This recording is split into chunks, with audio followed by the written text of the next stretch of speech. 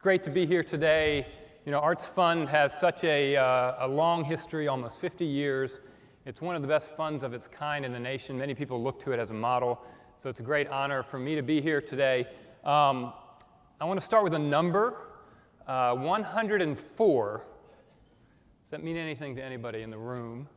It's not the number of tables, it's the temperature that will greet me when I return to Phoenix tomorrow.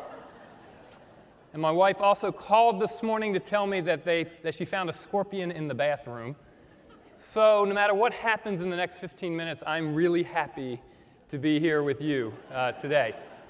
I also want to let you know that there is a notebook on your table that is a gift from ArtsFund.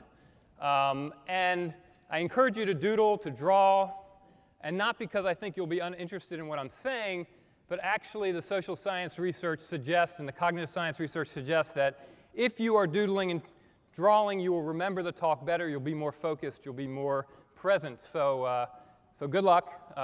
As long as your doodles don't look like that with the word yawn in the middle of it, I think we'll be okay. Look, I want to give you kind of the roadmap for today's talk. I'm going to talk about some good news, and then I'm going to talk about bad news, and then good news, and then bad news, and then end with good news. So let's start with the first of the good news, which is that we are living in an unbelievable moment in the history of mankind.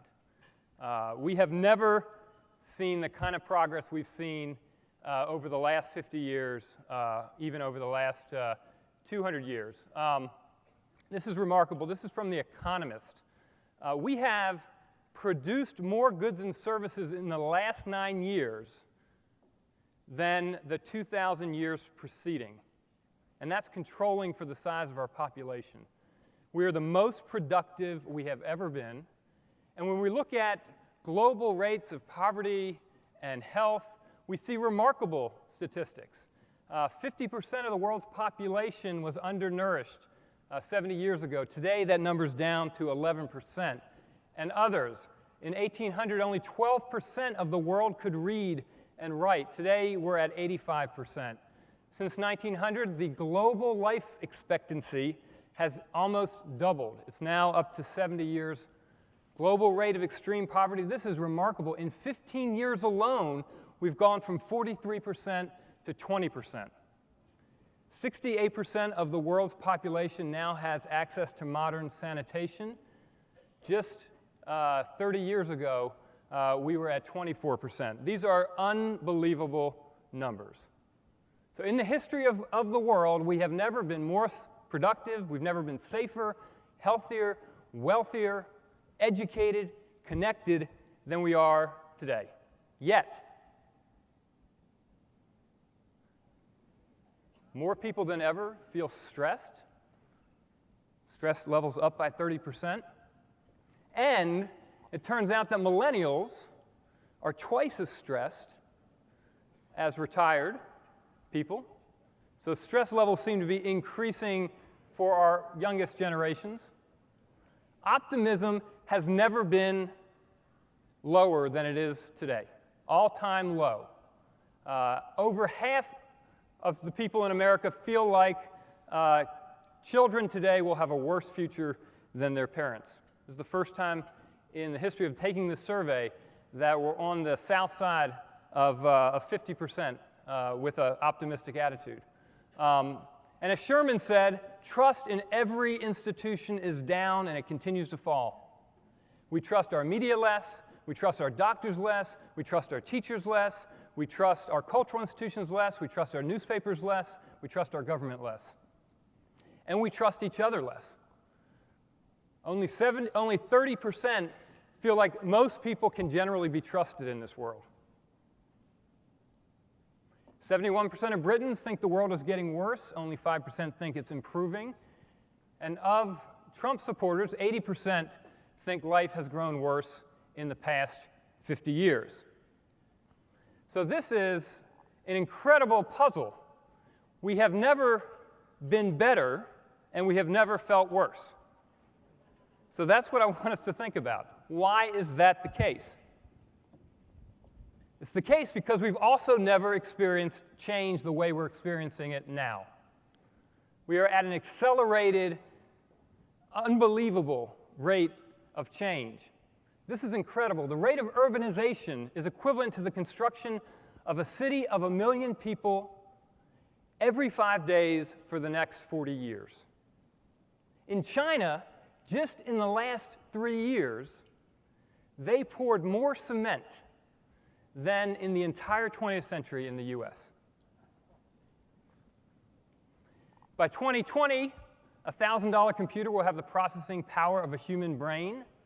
I think my human brain is running about Atari 1973, model 2016, so that's not that impressive.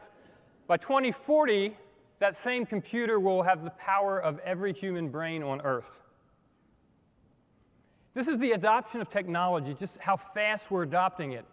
The telephone, it took, can't read those slides, I think it took about 35 years before a quarter of the population had adopted the telephone. It took 7 years for the web to be adopted by a quarter of the population, and smartphones is about half that time. So technology adoption is moving quickly, and the economy is changing in ways that are unimaginable. 47% of the occupations won't even exist in the next few decades, according to The Economist. And nonlinear career paths. 25% of all 18 to 44-year-olds will hold 15 or more jobs in that time period. The average now is 11. So the idea that we will get a job, we'll work our way up the ladder, we're on some kind of straight pathway is simply not true, and it won't be for our children and for the next set of generations. And of course, we all know demographic change is dramatic.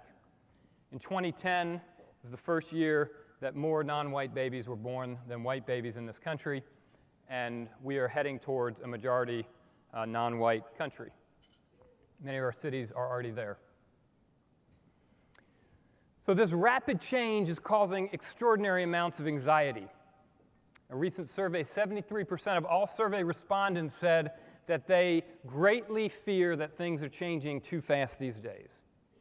Now, when we're facing this kind of change, there are really only two responses. The first is fear. So cognitive science, sociology, psychology, anthropology, they all show us that when we're facing change, our natural response is threat, the sort of threat response, to feel fearful, to hunker down, to close up, to protect.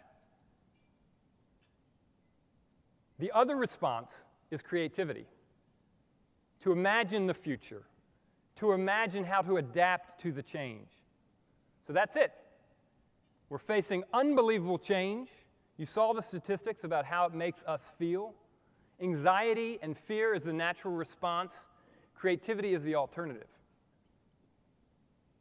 So fear leads to all those things that are undemocratic, unproductive, that works against innovation, intolerance, suspicion, anger, incivility, cognitive closure when we don't want to listen to new ideas, lack of innovation. Creativity, on the other hand, leads to an opposing set of ideas and attitudes and feelings and experiences. Novelty, optimism, the ability to be resilient, to be adaptable, to be innovative. So the president of Pixar says that the unpredictable is actually the ground on which creativity flourishes. But this is not a given. We have got to fight for that to be true. We have got to fight for creativity to emerge in times of rapid change and high anxiety. It's not the natural response. So here's my argument. And just so that you know, this is the argument. The arts are, I think, the single most important lever that we have as a society for moving from fear to creativity. And again, those are the two responses to change. Okay, so first let's talk about creativity and its rise in American society, globally. A survey of the top 1,500 CEOs in America find that the number one thing that they are looking for today's graduates is creativity above everything else. So what is creativity? What are these core 21st century competencies, right? It's the ability to improvise, to deal with ambiguity, to radically rethink your ideas, to take risks, to not be afraid of failure, to have expressive agility, to be able to state your ideas across multiple platforms and medium, many different audiences, to be able to have conditional thinking, to ask those sort of big what-if questions, those if-then questions, the ability to work together on emergent, collaborative, creative teams where the solution is unknown, the ability to find problems, not just to solve existing problems that someone else presents to you. And perhaps most importantly, the ability for empathic reasoning, to be able to think about how someone else might be feeling and to put yourself in their shoes. The creative economy is growing fast. It's one of the fastest growing parts of our global economy. The core copyright industries today add $2.1 trillion to GDP. That's 3 times the size of the construction industry. Of course, in 2008, all the indicators of a healthy economy look to construction. But in fact, if we weren't protecting and taking care of our copyright industries, our economy would be much more challenged. Richard Florida, best-selling author, talks about the rise of the creative class, people who are working with symbols, with story, with narrative, with games, with film, publishing, that this is, again, one of the fastest growing parts of our workforce.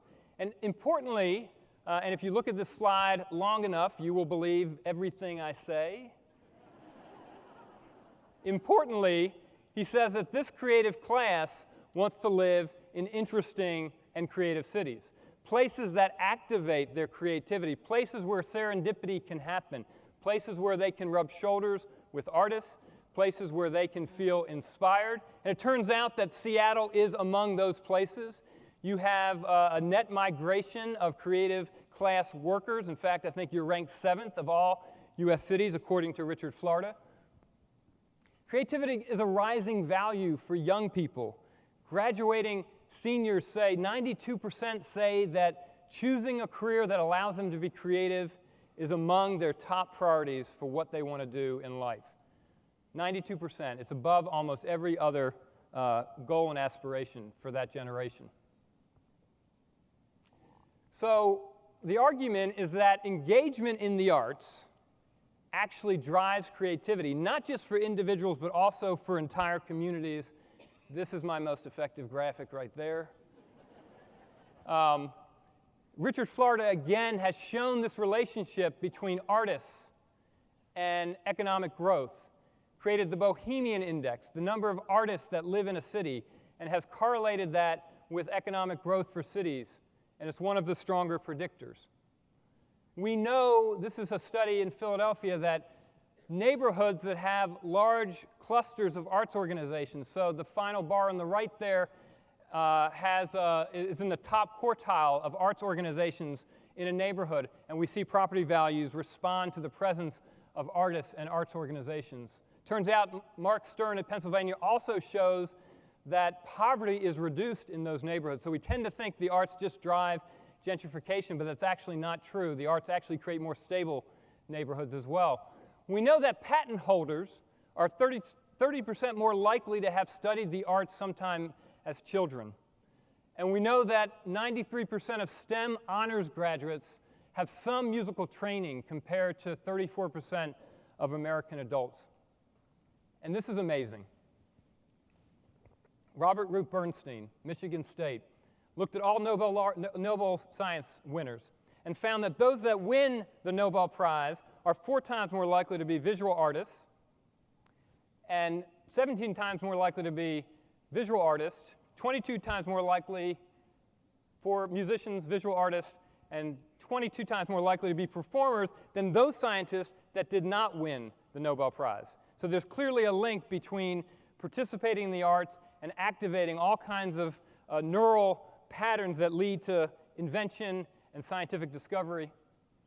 We know that in those neural patterns, when cognitive scientists and neuroscientists look at the area of the brain that gets activated when people are solving puzzles, when they're making non-routine connections, when they're thinking with analogies, when they're trying to identify patterns. It's the same part of the brain that lights up and gets fired when people are also engaging in the arts. And we know that the brain is stimulated by playing music. The executive function of the brain is enhanced. Memory is enhanced. It turns out creativity is not a right brain activity, it's a both brain activity, and the more neural pathways across the brain, the more creative we are. And it turns out that people who play musical instruments have more of those diverse pathways across their brains.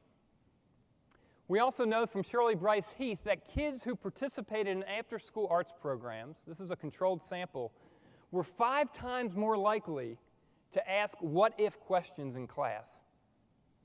How about questions? Those questions that fire the imagination to think differently. And we know that designers who work with theater artists to do improv before they start their design process are much more likely to come up with more innovative designs. And it turns out that a science major, if they add an arts minor or an arts double major, earn more than science majors that didn't, $7,000 more. And Wayne Clough from Georgia Tech was so convinced in the power of music to make better engineers that he changed admissions criteria at Georgia Tech to give preference for those applicants who had a background in music. And look, it is hard to find a silver bullet for anything. As a sociologist, we're constantly looking for that variable that has the biggest impact on improving quality of life. It turns out that the arts are probably, if there was a silver bullet, it would be the arts.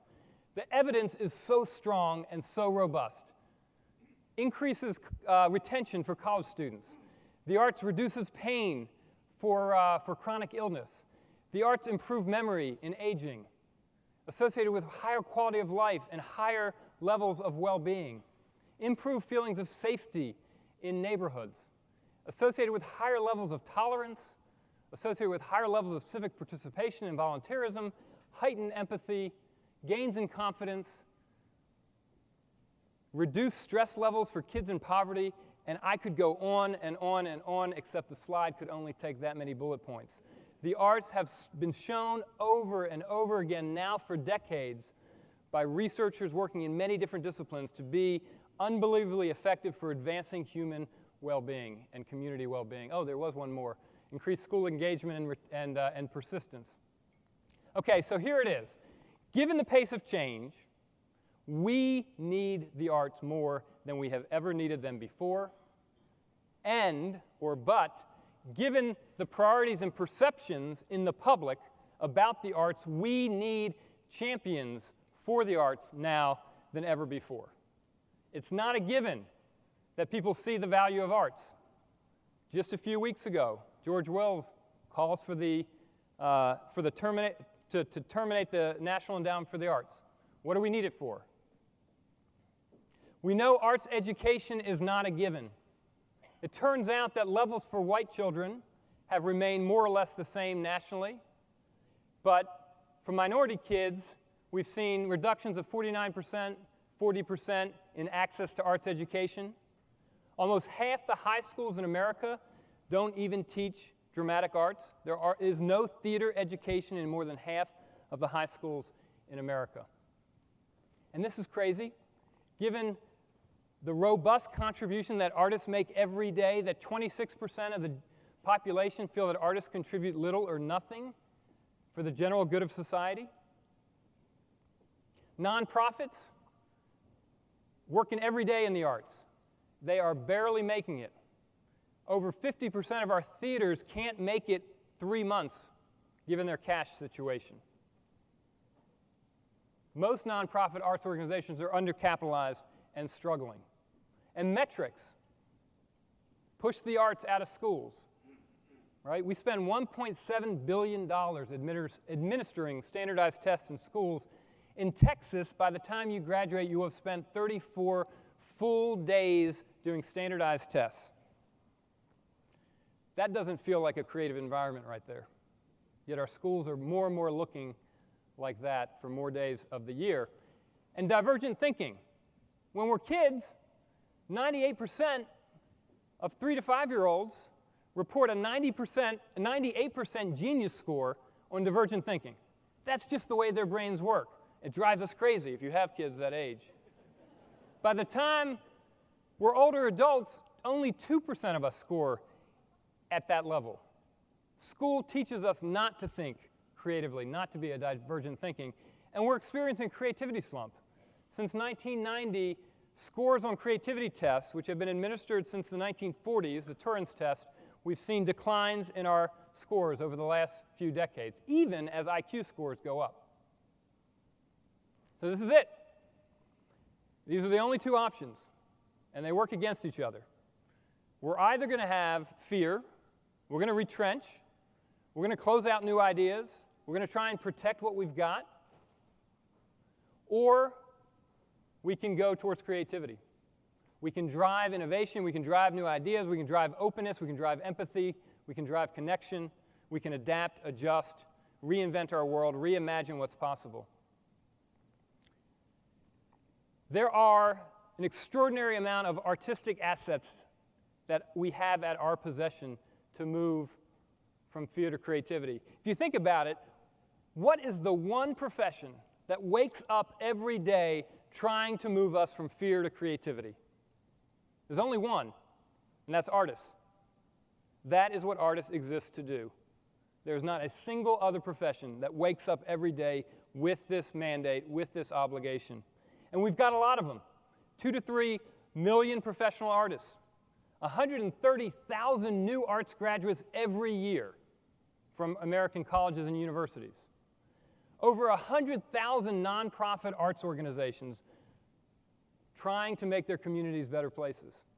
And then all of you out there who don't call yourself artists, who might be designing software or running businesses and companies, but have kind of a double agent identity. You do the arts, you make art, you have an artistic hobby or passion. We will not win if we're leaving this balance to just a few artists. We have got to mobilize creativity in everyone, and we've got to take advantage of the fact that we have extraordinary creative assets in our community. Every community has an artist. Every community has an arts organization. They need to bring those artists and those organizations into the center of public life and help us drive towards creativity and away from fear.